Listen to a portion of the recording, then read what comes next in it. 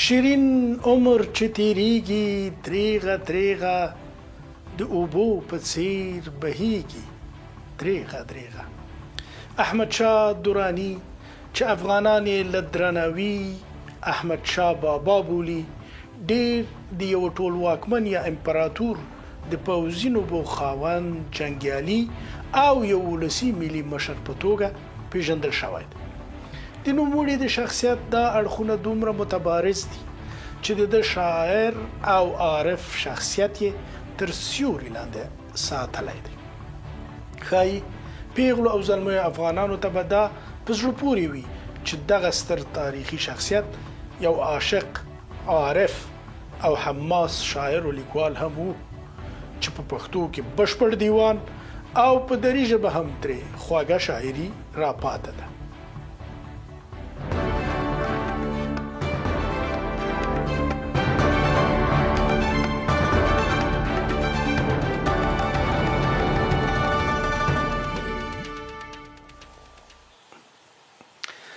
ستا د عشق له وینو ډک سو ځګرونه، ستا په لاره کې بایلي زلمي سرونه، تا ته راسمه زړګی زما فارغ سي، بې له تا مې اندېښنې د زړه مارونه، که هر څو مې د دنیا ملکونه ډیر سي، زما به هیر نسي دا ستا ښکلي باغونه، د ډیلۍ تختې راومه چې را یاد کړم زما د ښکلې پښتونخوا د غرو سرونه. کله امیر کروړه یې راونیسو نو تر بابا هوتک، خوشحال خان خټک، سیدال خان ناصر، بیا تر ستر ټولواک احمد شاه بابا پورې ګڼ افغان شخصیتونه د جنګ او سیاست ترڅنګ د قلم او شعر پخې سټې هم وي. دوی کله یوې خوا نیم عمر د آس پر ملا مزلونه او سوبې کړي، له بلې خوا یې دفتر او دیوان چلولی او د انساني عواطفو غږ یې په خوږه شاعرۍ کې هم پورته کړی دی. احمد شاه بابا د خپل زمانې لوی شاعر تیر شوی. د ده په شاعرۍ کې عشق، عرفاني سیر و سلوک، حماسه او وطن پالنه په څپو دي. چې برکړی مې خدای لاس په رقیبانو، ترو به زه د هند په لور په تماشه ځم، چې د هند د ملکو فتح مې روزي سوه، نور ایران لره په توغ په نغاره ځم، پر راکړي داد د خدای نصیب پښیمانه، تر نګین مې ایران لاندې شاهانه ځم. د سیاسي واکمنۍ له دریځه د داسې فخریه لحن ترڅنګ عارف او متصوف احمد شاه بیا د معنوي ویښتیا غږ په ډیره تواضع او خاکسارۍ پورته کوي. تا ویښ کړی یم له خوابه، ای د زړه چنګ و ربابه، چې دا هسې دې اوتر کړم ستا د زړه کاسه خرابه. بل ځای بیا همدغه حماسه او عرفاني لحن په مستانه مجازي عشق کې په څپو راځي او په خورا تغزلي بڼه یوه عاشقانه مخاطبه شعر کوي. سخت د آینې دی چې د تلو مخ ته ګوري، سخت د لونګین دی چې د پاس په سینه خوري، نه دي ستا په غومو غټې غټې مرغلرې، وصل دي په میاشتې پورې یو سر بل سر ستوري، روغ مې کړله رنځه چې د خولې ښیرا دې واورم، شهد و شکر ورکړه چې مې ستا شونډې وزوري. راځئ په پیل کې په دې اړه د ښاغلي نجیب پاڅون یو تصویري پیښلید وګورو.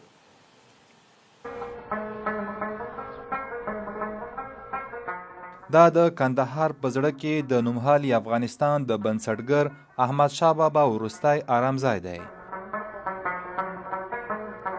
د دې مقبرې چوپتیا د یو ستر تاریخ کیسه په ځان کې ساتلې ده، د هغه انسان کیسه چې له بیلابیلو قومونو، قبیلو او سیمو یې بیرته یو هیواد جوړ کړ او داسې بنسټ یې کیښود چې نوم یې تر نن ورځې د افغانستان له هویت سره تړلی پاتې دی. له نن څخه شاوخوا 254 کاله وړاندې احمد شاه بابا د کندهار د توبې غرونو په لمن کې له نړۍ سترګې پټې کړې، خو د هغه نوم، فکر او میراث لا هم ژوندی دی. احمد شاه بابا د 18مې پیړۍ له هغو اغیزناکو شخصیتونو څخه و چې نوم یې د معاصر افغانستان د جوړېدو له تاریخ سره تړل سوی دی. هغه په 1923 زیږدیز کال کې هرات کې وزیږید، خو د ژوند تر ټولو مهم فصل په کندهار کې پیل سو. د دوراني دولت په بنسټ ایښودلو سره د یو متحد افغان دولت د جوړېدو لاره هواره کړه. همدا لامل دی چې نوموړی د اوسني افغانستان د بنسټګر په توګه یادیږي او افغانانو ورته د درناوي له مخې د بابا لقب ورکړی دی. احمدشاه دراني په داسې زمانه کې راڅرګند سو چې سیمه له سیاسي ګډوډۍ سره مخ وه. د نادر افشار له وژل کېدو وروسته د قدرت تشه رامنځته سوه. په 1940 کال کې افغان مشرانو په کندهار کې جرګه وکړه او همدلته احمد خان ابدالي د پاچا په توګه وټاکل سو او له همدې ځایه د دوراني دولت بنسټ کېښودل سو. هغه دولت چې وروسته د افغانستان د معاصر دولت د پیل ټکی وګرځید. احمدشاه بابا یوازې یو واکمن نه و، هغه د دولت جوړونې ستراتیژیک فکر درلود. د هیواد بېلابېلې سیمې تر یوه سیاسي چتر لاندې راټولې کړې، اداري جوړښتونه یې رامنځته کړل، د سوداګرۍ لارې خوندي کړي او د یو منظم دولت د جوړولو هڅه یې وکړه. د هغه واکمني د خپل وخت له سترو امپراتوریو څخه ګڼل کېده. واک له خراسانه تر کشمیر، پنجاب، سند او د منځنۍ اسیا تر ځینو سیمو پورې رسېده. تاریخ پوهان وایي همدې پراخ نفوذ افغانستان د سیمې په یو مهم سیاسي ځواک بدل کړ. خو احمدشاه بابا یوازې د جګړو سړی نه و، هغه د قلم او شعر خاوند هم و. په پښتو ژبه یې بشپړ دیوان پریښی دی او په فارسي ژبه یې هم شعرونه ویلي دي. د هغه په شاعرۍ کې د وطن مینه، عرفان، اخلاق او انساني احساسات له ورایه ښکاري. احمدشاه بابا د خپل ژوند ډیره برخه په سفرونو او د دولت په پراخولو تیره کړه، خو د ژوند په وروستیو کلونو کې ناروغ سو. د روایتونو له مخې د پزې سرطاني ناروغي چې له ځواني ورسره وه وروسته سخته سوه. طبیبانو ورته د توبې غرونو هوا مناسبه وبلله. هماغه و چې د کندهار ختیځ لور ته یې مخه کړه او په 1993 کال کې د توبې غرونو په لمن کې وروستۍ ساه واخیسته. وروسته یې جسد په درناوي سره کندهار ته ولېږدول سو او په هغه روضه باغ کې خاورو ته وسپارل سو چې خپله د خرقې د ساتنې لپاره جوړ کړی و. احمدشاه بابا د افغانستان په تاریخ کې یوه ځانګړې څیره ده، یو فاتح، یو دولت جوړونکی، یو شاعر او یو ملي مشر. هغه سړی چې د نوي افغانستان د بنسټ ایښودونکي په نوم یادیږي او که څه هم له هغه 254 کاله تیر سوي، خو د هغه نوم لا هم د افغان تاریخ په حافظه کې ژوندی دی. هغه میراث چې نسلونو ته لیږدول کیږي او د افغانستان د جوړېدو کیسه ورسره پیلیږي.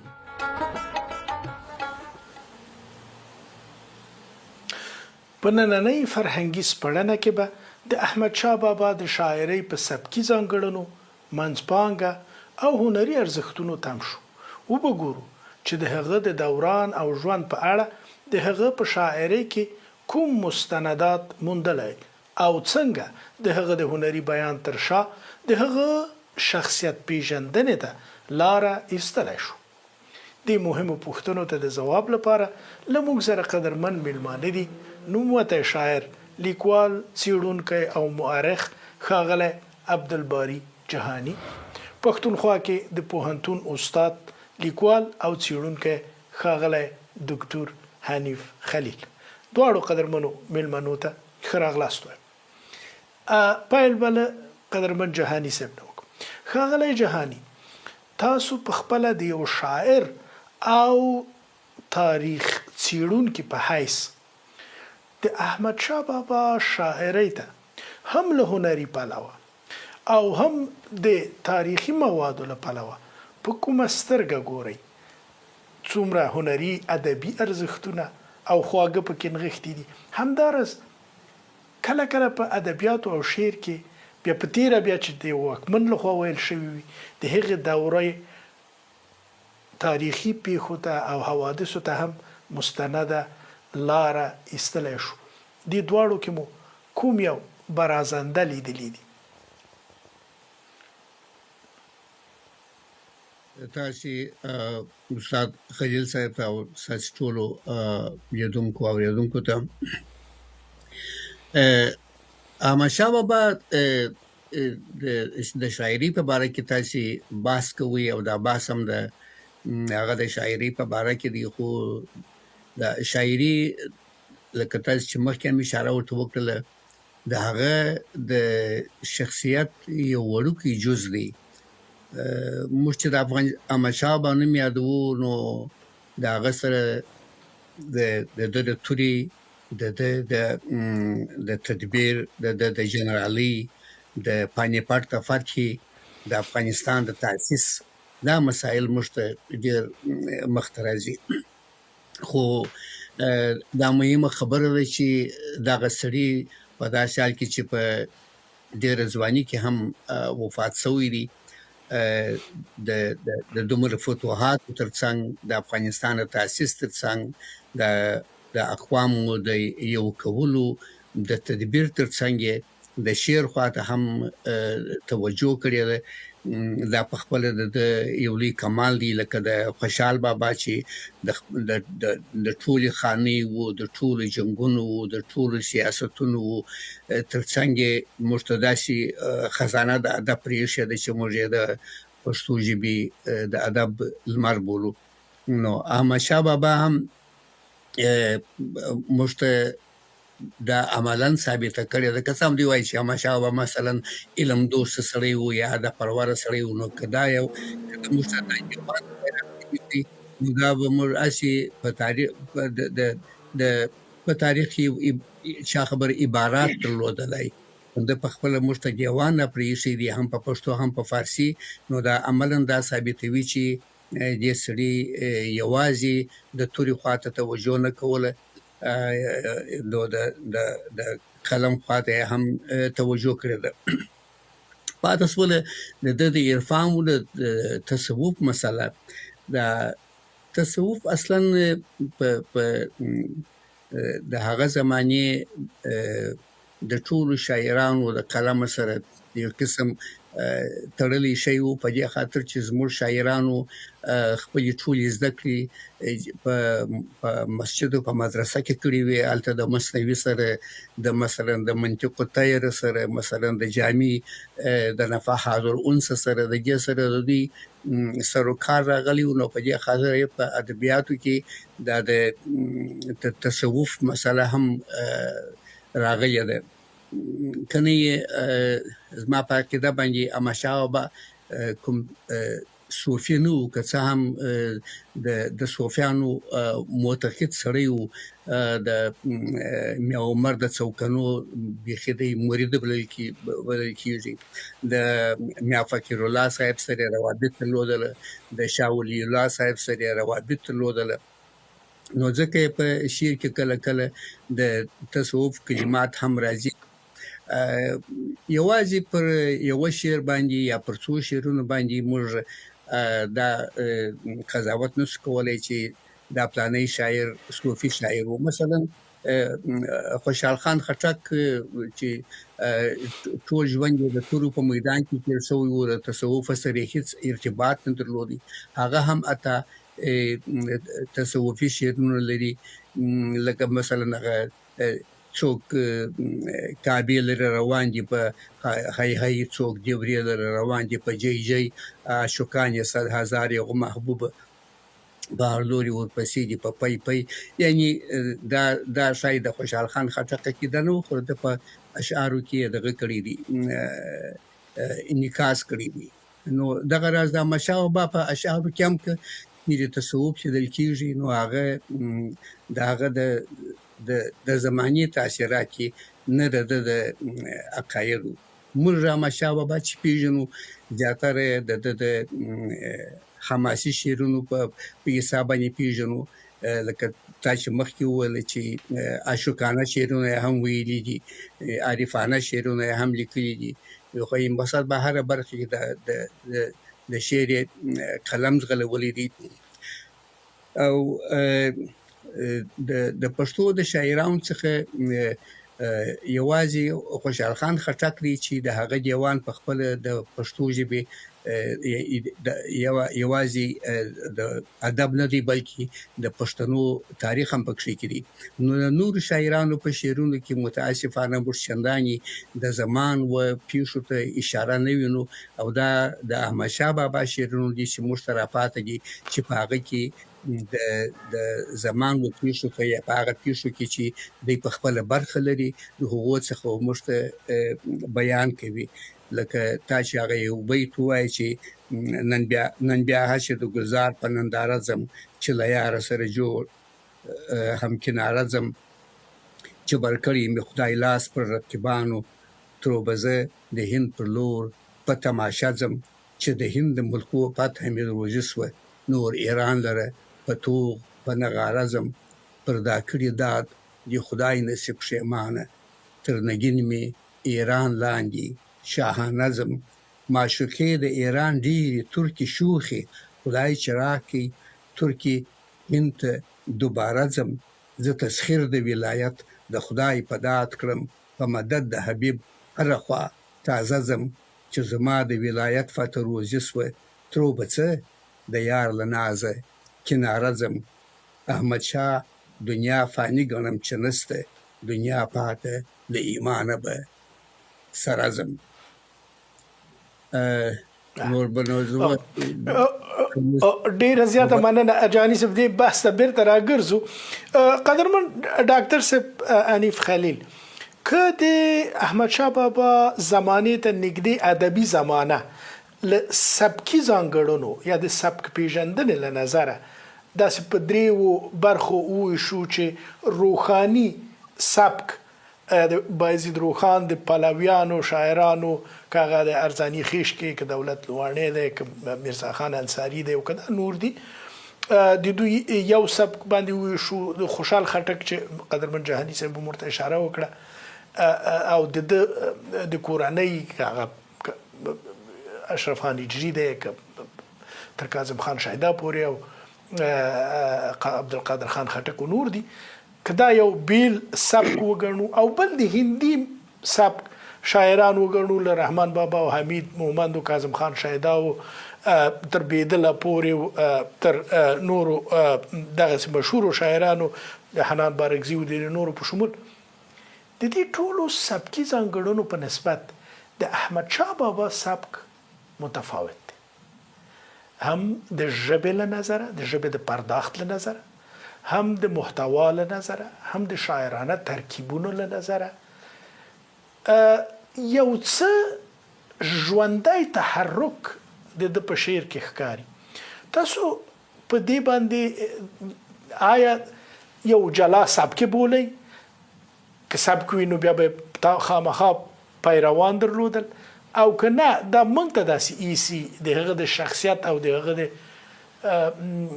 زمانې له تاثیر لاندې؟ ډېره مننه لیوال صاحب، تاسو ډېره ښه مقدمه کېښودله. وړومبی خو د جهاني صاحب د خبرو په تایید کې وایم چې احمد شاه بابا د خوشحال بابا نه پسته دویم هغه افغان او پښتون شخصیت دی چې مونږه د تورې او قلم خاوند ورته ویلی شو. دا نوم او دا ټایټل خو د خوشحال بابا د پاره زیات معروف دی، خو احمد شاه بابا هم هغه شخصیت و چې هم یې توره وهلې ده او هم یې قلم چلولی دی. نو دغه سره دغه صوفیانه خبره هم تړو چې زمونږ جهاني صاحب اشاره ورته وکړه چې هغه مونږ باید داسې عملی صوفي ونه ګڼو لکه روحانیان چې وو. هغه مونږ داسې یو صوفي وګڼو چې د تصوف علمي اصطلاحات او د تصوف تاثیر یې په خپل شعر کې ښودلی دی. خو که موږ د احمد شاه بابا ژوند ته ګورو، د هغوی مبارزې ته ګورو، د هغوی عملي هڅو ته ګورو، د هغوی حکمراني ته او واکمنۍ ته ګورو، نو دغسې شخصیات د عملي تصوف دپاره وخت نه لري. دا سمه ده چې د سوکنو د میا عمر صاحب سره عقیدت لرل، د شاه ولی الله په لور جهاني صاحب اشاره وکړه، او ځینې نور دغسې صوفیانه شخصیاتو نه د هغوی اغیز یا د هغوی عقیدت او احترام د هغوی په شعر کې شته. خو کوم څیز ته چې موږ هغه عملي تصوف وایو چې په هغې کې خانقاه وي او په هغې کې ذکر او اذکار وي او په هغې کې د یو مرشد په مشرۍ او په نګرانۍ کې د سلوک او معرفت لارې سرکول وي، نو احمد شاه بابا دغسې صوفي نه دي ګڼل پکار. البته د هغوی په شعر کې دینی، مذهبي، اسلامي موضوعات او هغه رجحان په ډېر شدت سره او په ډېر ښه ډول هغه ځای شوي دي. خو باید مونږ یو داسې عملي مبارز وګڼو چې مونږ د غلط فهمۍ ته لاړ نشو چې دا د خانقاه صوفي د میا عمر صاحب سره عقیدت لرلی هم داسې نو چې هغه په هغه ذکر او اذکار کې خپل ژوند واړوي. راځو ستاسو پوښتنې ته چې کومه تاسو د احمد شاه بابا د سبک په اړه کړې ده، نو زه خو څومره چې د احمد شاه بابا مطالعه لرم نو ماته بالکل هغه ځانګړی ښکاري، دغه ځینې ځانګړتیاوې هم شته او تاسو لیوال صاحب چې کومه اشاره وکړه چې که ځانګړی سبک وي نو سبک باید بیا پیروان ولري. زه داسې ګڼم چې دا سبک ځانګړی او د یو شخص پورې محدود هم پاتې کېدی شي. کله چې د هغې پیروي کوونکي پیدا شي نو هغه سبک په مکتب کې بدل شي. سبک هغه ځانګړتیاوې دي چې د یو شاعر د خپل کلام د شناخت حواله وي، د پیژندګلو حواله وي. که نور چا پیروي وکړه خو هغه سبک مکتب شي، که نه یې هم وکړه نو دغه شاعر د ځانګړي سبک څښتن کېدی شي. تر څو چې د احمد شاه بابا د شعر د سبک خبره ده نو په هغې کې دیني او تصوفي شعرونه شته، په هغه موږ د روحانیانو د سبک شاعر نشو ګڼلی ځکه چې بیخي جدا دی د هغوی نه. دغه شان د احمد شاه بابا په شعر کې موضوعات چې کوم دي په هغې کې وطن دوستي او د خاورې سره مینه او د پښتون او د افغان د مړانې ستاینه او د خپلې پښتونخوا ستاینې دا ټولې خبرې شته. نو د دغه خبرو په بنیاد یې مونږ د خوشحال بابا د سبک شاعر نشو ګڼلی، سره د دې چې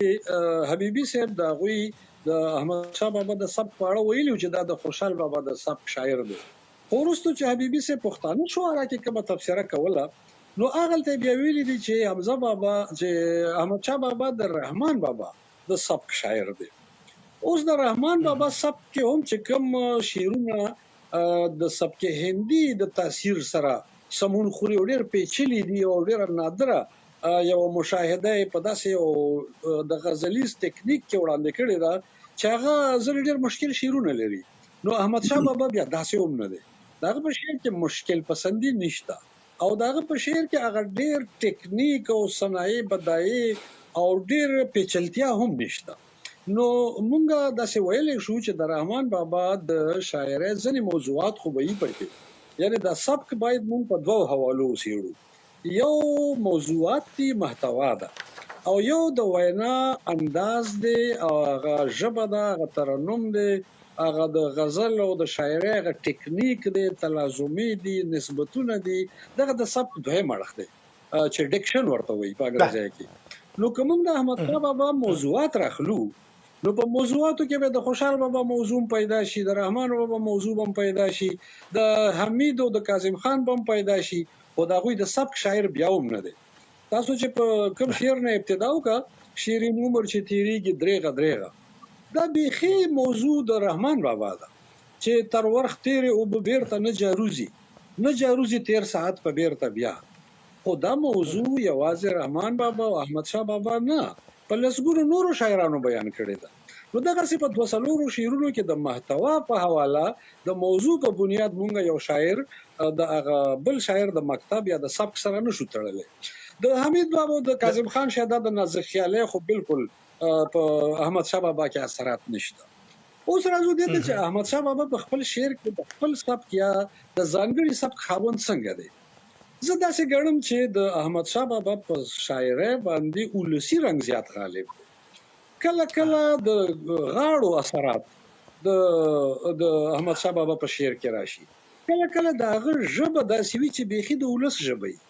کله د هغه د بیان انداز داسې یو سادګي ولري لکه په عام ولس کې چې خبرې کېږي. نو دغه چې کوم ډکشن دی، کوم چې د ژبې او د بیانیې سره تعلق لري، هغه د احمد شاه بابا د خپل ولس نه راخیستی شوی یو انداز دی او په ډېره روانۍ سره یې بیان کړی دی. هیڅ پیچلتیا پکې نشته دی، هیڅ داسې د غزلیزو د ټکنیکونو کې راګیر شاعر نه دی. نو د موضوع نه یو طرف ته که موږ خبره کوو د بیان په حوالې سره خبره کوو، بیا د احمد شاه بابا ځانګړتیا ته ګورو، نو بیا ویلی شو چې احمد شاه بابا د خپل سبک شاعر دی او وروستو خلک په ولسي ژبه کې په روان او په ترنم کې او په آسان انداز کې شعرونه ویلی شي. خو که د احمد شاه بابا پیروان لټو څېړنه وکړو نو بالکل دغه ساده او ولسي انداز د ژبې او د بیانیې شاعران به نور هم پیدا شي. فلحال همدومره کافي ده. ډیره مننه. بیرته راګرځو قدرمن جهاني صاحب. احمد شاه بابا وایي زړه مې ستا په هوا والوته مرغه سو د عشق غم پر راغی درست سره اوبه سو دغه زړه مې لکه غر ډیر پر ډاډه وم اوس د عشق پر اور ویلیږي ترسکاوه سو. دغه شی تر پایه پورې داسې که تاسو ولولئ لکه څنګه چې ډاکټر صاحب ورته اشاره وکړه د کلاسیکو شاعرۍ ډېر رنګ پې نه ښکاري او که نوم یې نه وي پې لیکلی فکر کوئ چې کوم ډېر معاصر شاعر ویلی دی د ولس ژبه ده بیخي او تصویرونه او ترکیبونه یې هم متفاوت دي. د دې ترڅنګ چې د هغه په شعر کې دغه هنر راته وسپړئ له تاسو هیله کوم چې د احمد شاه بابا یو څو ښکلي شعرونه چې ستاسو خوښیږي هغه هم راته په خوږه ژبه ډیکلوماکه یې ویلولئ چې لیدونکي خوند ترې واخلي. مننه. زه به د ډاکټر صاحب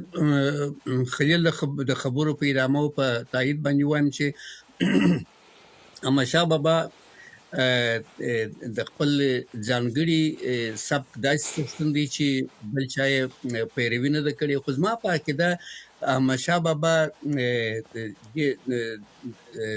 زیاتره د کلاسیکي شاعري یا د خپل یا د ځان څخه د مخکې شاعري پیروي کړې ده. خو د ده په اشعارو کې یوه لویه ځانګړتیا لیدل کېږي، هغه د خپل ژوند او د خپلې رنځورۍ دغه دی انعکاس دی. په دا خاطر باندې تاسو ګورئ چې د احمدشاه بابا په دیوان کې د بیلتون کلمه ډېره زیاته مشاهده کېږي. علت یې دا دی چې احمدشاه بابا تقریبا په 46 یا 48 کلنۍ کې د پزې په سرطان باندې اخته سو او په 52 کلنۍ کې دی له دنیا څخه ولاړی. نو هغه خپلو نقشو عملي کولو ته دی دغه نسو پاته نسو او د وروستي 4-5 کاله یې ټوله په درد او په رنځ کې تېر کړله. په دا خاطر باندې د بیلتون کلمه خصوصا دغه شعر چې تا 2 ځله اشاره ورته وکړله چې شیرین عمر چې تېرېږي درېغه درېغه، په دغه شعر کې 4 یا حتی 5 ځله دی د بیلتون کلمه استعمالوي. د بیلتون کلمه د په اشعارو کې داسې غالبه ده لکه د کاظم خان شیدا په اشعارو کې چې د حباب کلمه غالبه ده. هغه د دنیا بې وفایي زیاتره د حباب د ژوند سره تشبیه کوي او دی مستقیما د بیلتون کلمې ته ځي. زه به دغه شعر ټول درته ولولمه چې شیرین عمر چې تېرېږي درېغه درېغه، د اوبو په څېر بهېږي درېغه درېغه، ولې زړه پرې خبر نه دی له رفتنه چې دا هسې ژر تېرېږي درېغه درېغه، ولې هسې شوې بېغمه زما دله، عمر باد غوندې چلیږي درېغه درېغه، که هر څو په ډېر ناز جوړې کړې ماڼۍ په ارمان ځینې پاتېږي درېغه درېغه، درېغه درېغه اخر درېغه زما دله، چې مین ځله بېلېږي درېغه درېغه، دا یاران لکه ګلونه د بهار دي، دا یاران لکه ګلونه د بهار دي، د خزان په تاو رژېږي درېغه درېغه، د هجران مثال دوژخ بیلتون ډبرې، د هجران مثال دوژخ بیلتون ډبرې، د عاشق پر سر لګېږي درېغه درېغه، که پیدا نه وای بیلتون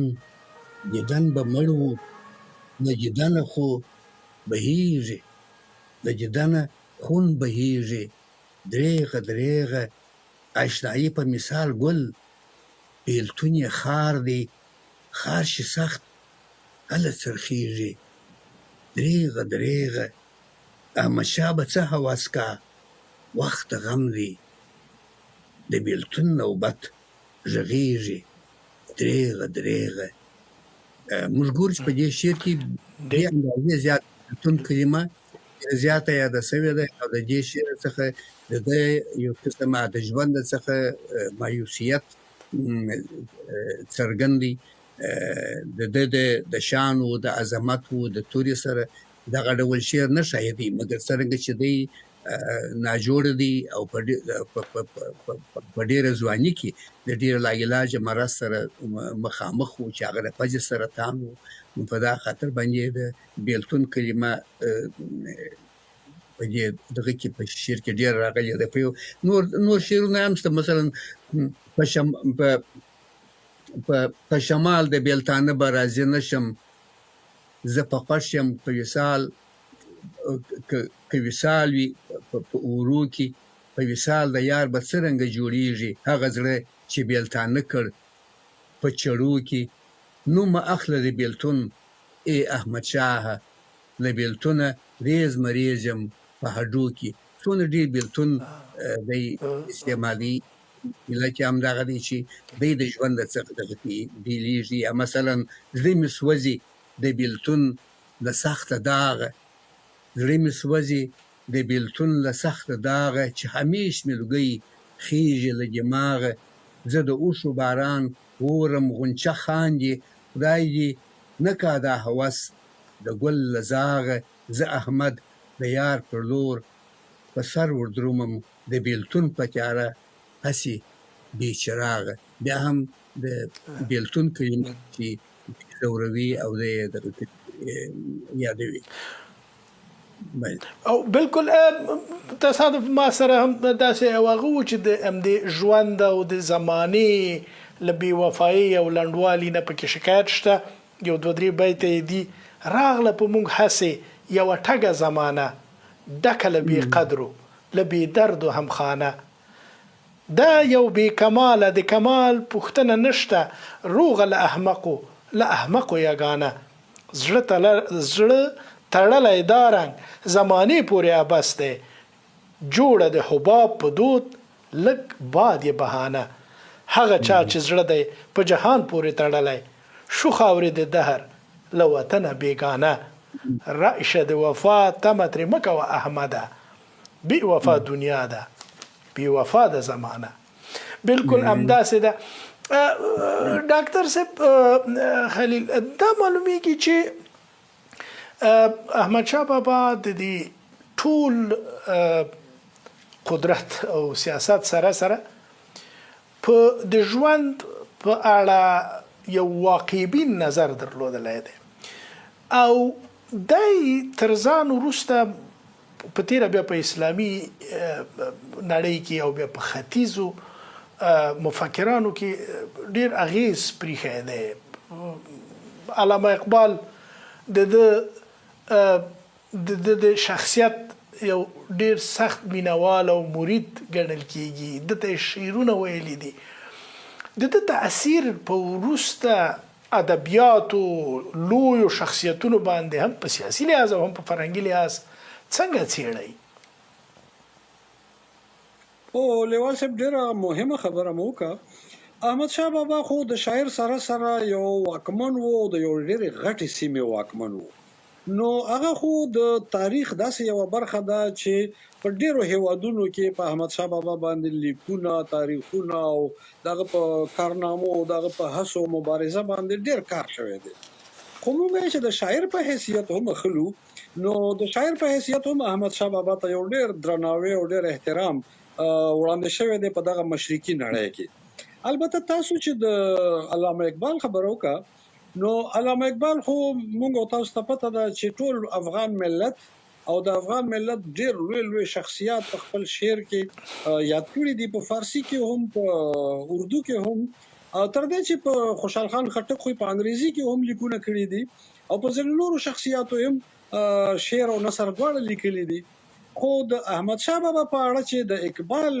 کوم تاثیر او تاثر دغه په شعر کې مونږ محسوسو نو هغه یو څو داسې فارسی بیتونه دي چې په هغې کې اقبال احمد شاه بابا د یو ډېر لوی شخصیت په حیثیت باندې وړاندې کړی دی که تاسو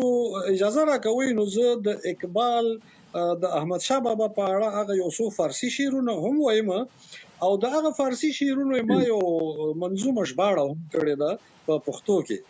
نو هغه ژباړه به مهرباني که تاسو اجازه وي د اقبال فارسی شعرونه دي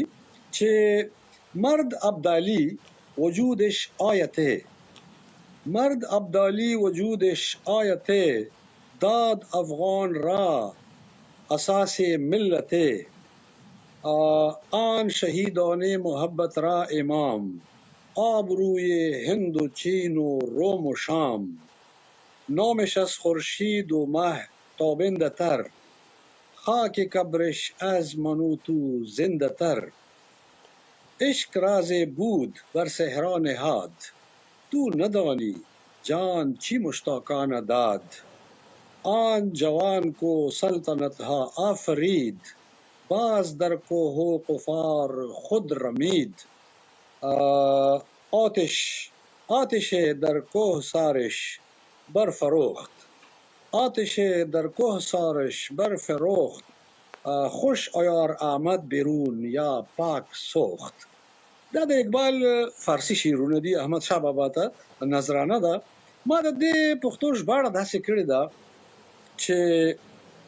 ابدالي نر و وجود یې یو آیت و ابدالي نر و وجود یې یو آیت و بنسټګر د افغانانو د ملت و او د مینې شهیدانو له امام و د مینې شهیدانو له امام و چې وقار د هند و چین او روم و شام و او نوم یې ځلند له سپوږمۍ او هم له لمر دی نوم یې ځلند له سپوږمۍ او هم له لمر دی ګرد د قبر یې له ما او تا بهتر دی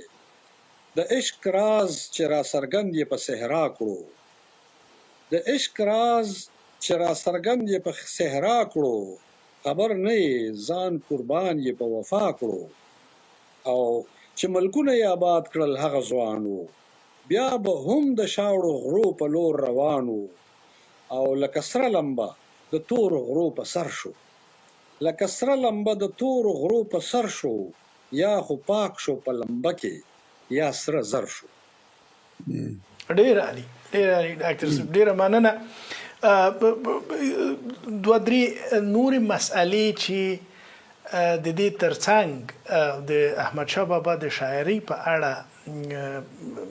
تقریبا ځانګړي دي هغه دا ده چې د هغو څرګندونو پر اساس چې د دیوان څېړونکو ویلي دي احمد شاه بابا په فارسی هندي عربي او تر یو بریده په ترکي ژبو پوهېده غالبا او د دې سیمې د نورو ژبو د غني ادبیاتو مطالعه خامخا درلوده په دغه وسعت د معلوماتو او مطالعې موږ د په زمانه کې یا تر د وړاندې ښایي کم پښتانه شاعران ولرو او طبعا چې دته د شاعرانه تجربو ډېرې ځانګړنې ور په برخه وي نسبت نورو ته قدرمن جهاني صاحب تاسو د دې سیمې د شاعرۍ د نورو ژبو د نورو فرهنګونو څه نښې خوږلنۍ ځانګړنې د په شاعرۍ کې وینئ دا څنګه ارزوئ د احمد شاه بابا شاعري هم لکه د نورو کلاسیکو شاعرانو د تر ډېرې زمانې تر ډېرې بریده پورې یا تر ډېره ځایه پورې بیا ښایي د فارسي کلاسیک ادب پیروي کړې وي خو یوه لویه ځانګړنه چې هغه د ده او د خوشحال بابا په اشعارو کې مشترکه ده هغه دا چې تاسو وګورئ ما پر دې باندې یو مضمون هم لیکلی دی چې په د فارسی په ټول کلاسیک ادب کې او د پښتو په ټول کلاسیک ادب کې د خط کلمه راځي. دا کلمه البته د حمید ماشوخیل او د حنان بارکزي او د معزوله مومند په اشعارو کې ډېر زیات لیدل کیږي. احمدشاه بابا او خوشحال خان خټک فقط لکه د اخلاقو معلمان چې د دوی په دیوان په دیوان کې د خوشحال خان خټک په دا ټول اشعارو کې د خط کلمه تاسې نه وینئ. دا په خپل زما دپاره ډېره مهمه خبره ده چې د دغو دواړو شاعرانو په شعرونو کې د خط کلمه نشته. دا ډېره لویه ځانګړنه ماته دغه کېږي معلومیږي. که څه هم چې نور یې نو د کلاسیک ادب په تقلید باندې او پیروي باندې اشعار لیکلي دي، خو دا کلمه چې غورځولې ده دا ماته شعوري معلومیږي، دا ماته قصدي معلومیږي، هم د ده او هم د خوشحال بابا په اشعارو کې. او زه فکر کوم ډېرې ښې نقطې ته مې اشاره وکړله. په دې کې یو ادبي شاعرانه رښتینولي یا صداقت هم نغښتی دی. خوشحال خټک خو خوشحال بابا خو نارې وهي چې په ښکاره نارې وهم چې خوله یې راکړه او له چا نه هېرېږي او له ښځو سره مغازله او مینه ټوله تمثیلوي د ښځو د حتی د هغوی د مینې او د روان پیژندنې په اړه شعرونه لري خوشحال بابا. او که یوه برخه شعرونه د میرمنو او د ښځو په اړه وګڼو شاید استثناوي، شاید په منطقه کې استثناوي. احمدشاه بابا هم یوه حقیقي معشوقه ترسیموي. هغه یو شعر چې مخکې موږ ورته اشاره وکړه یوه معشوقه ده او دا هماغه رقم که تاسو چې وویل یو صداقت دی چې په ادبیاتو کې او په شعر کې دغه ډول هنري صداقت ډیر خوږ لګیږي. د دوی په تغزلي شعرونو کې کوم شعر در سره شته قدرمن جهاني صاحب چې راته ویل ولئ؟ و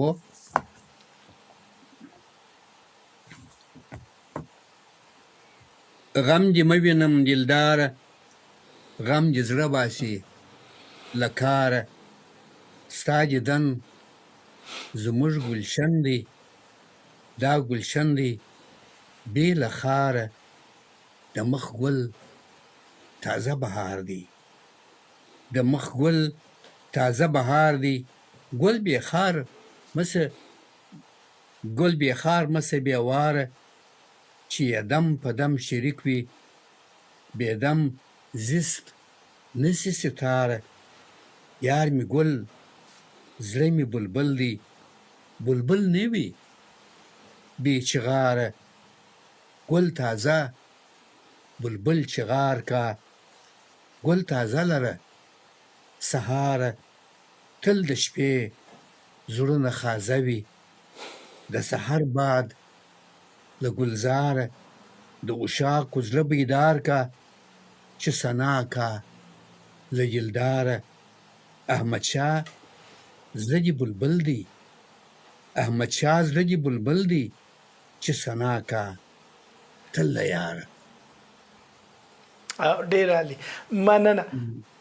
جهاني صاحب. ډاکټر صاحب را به شو د احمدشاه بابا د دیوان بیلابیلو خطي نسخو ته څومره چې د یو غورچاڼ په سریزه کې لولو بیلې بیلې نسخې د نړۍ په بیلابیلو کتابخانو کې له لندن رانیولې د منځنۍ اسیا تر تاشکند او تر نورو کتابتونونو پورې په تیره بیا په هند کې د پښتنو نوابانو په کتابتونونو کې په پېښور کې په کابل او کندهار کې خطبا هغه دیوان چې په پېښور کې چاپ شوی دی غالبا د قاضي هدایت الله په اهتمام یا په کوشش تر ټولو بشپړه نسخه تاسو کومه نسخه ګڼئ او آیا د احمدشاه بابا د دیوان چاپ شوي کتابونه یا چاپ شوي ورژنونه بشپړ مقابله شوي دي، یعنی موږ یو بشپړ چاپ شوی دیوان په لاس کې لرو؟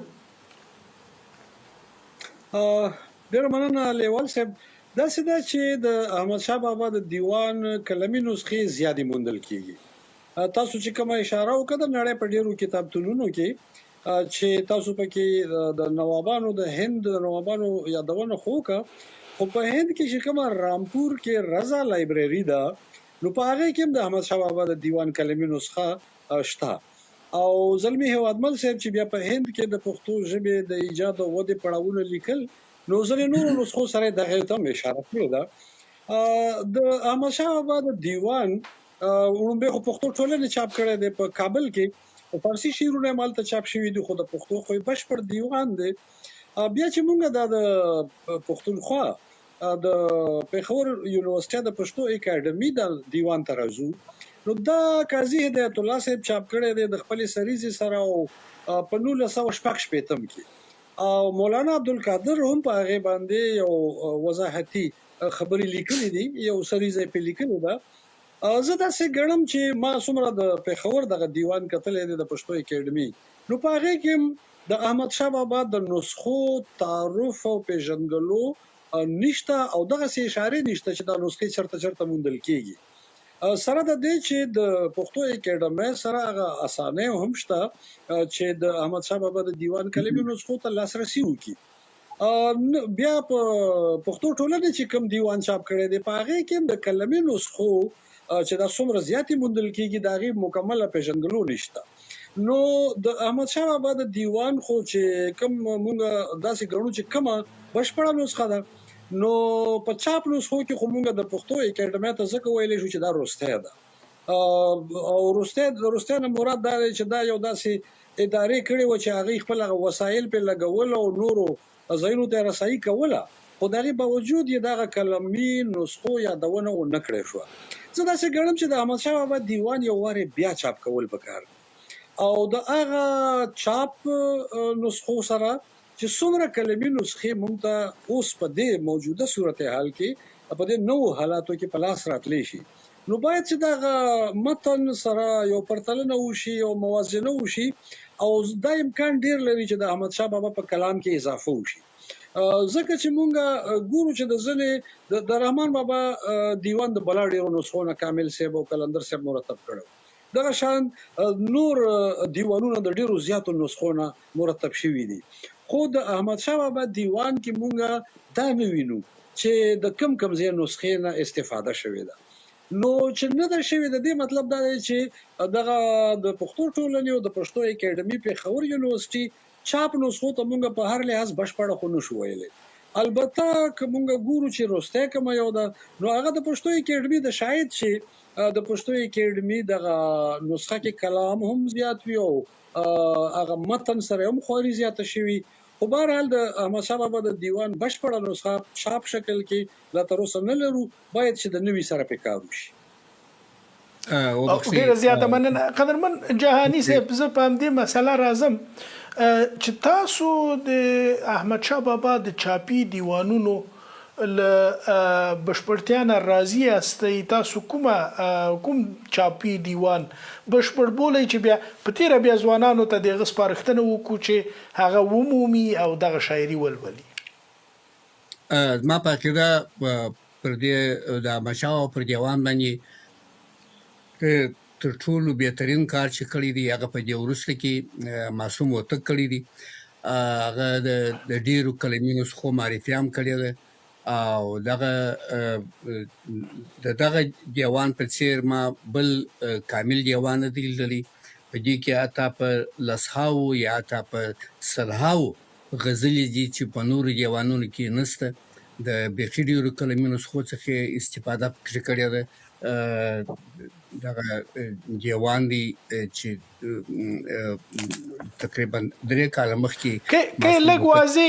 منځته راولي قدرمن جهاني صاحب دغه دیوان منځته راولي یو ځل کوم خودل شي چې د زمونږ لیدونکو او دا د اوس ښکاره شو ډیره مننه او چې قدرمن استاد هوتک نه دغه په غیاب کې باید مننه وکړو او ما غوښتل چې همدغه سي یو نوې کار ته بل اخره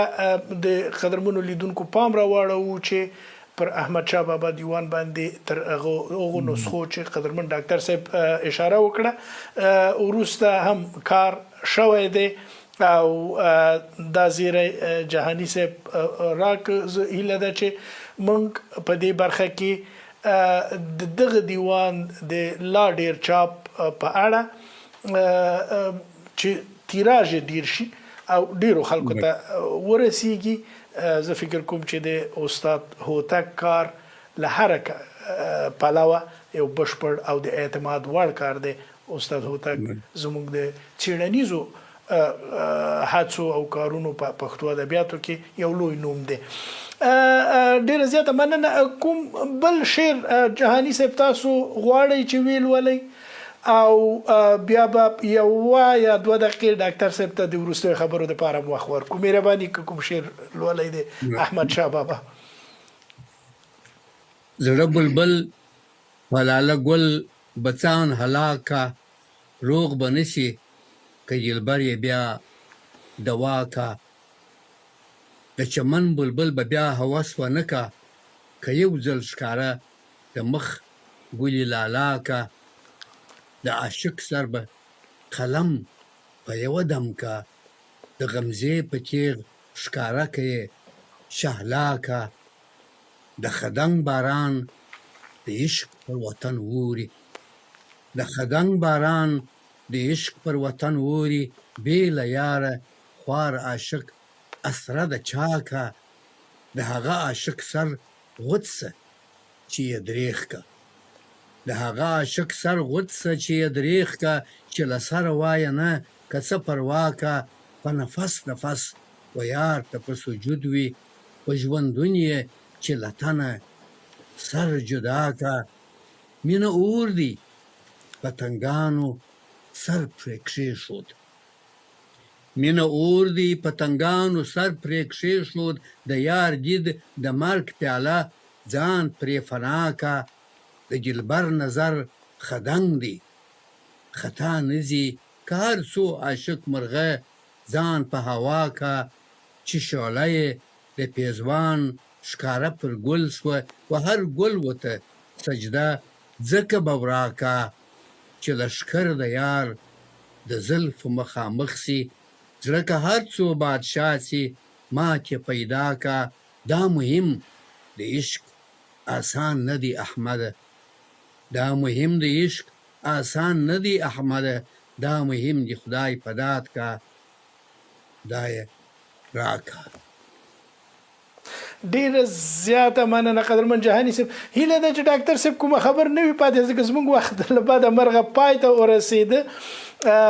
که کومه ډیره عاجله بیړنۍ خبره نه وي له تاسو دواړو قدرمنو نه ډیره زیاته مننه نن مو د احمد شاه بابا په ښکلې شاعرۍ او په ښکلي شاعرانه باغ وګرځولو او هغه ښکلاګانې چې دغه ستر ملي شخصیت پنځولي دي هغه مو زموږ د لیدونکو تر سترګو راوستي له تاسو دواړو نه ډیره زیاته مننه قدرمنو لیدونکو زموږ دغه فرهنګي سپړنه همدلته پای ته رسیږي تر بلې فرهنګي سپړنې پورې مو په خدای سپارم الله مو مل شه ورځ و شپې مو نیکمرغه او له خوښیو ډکې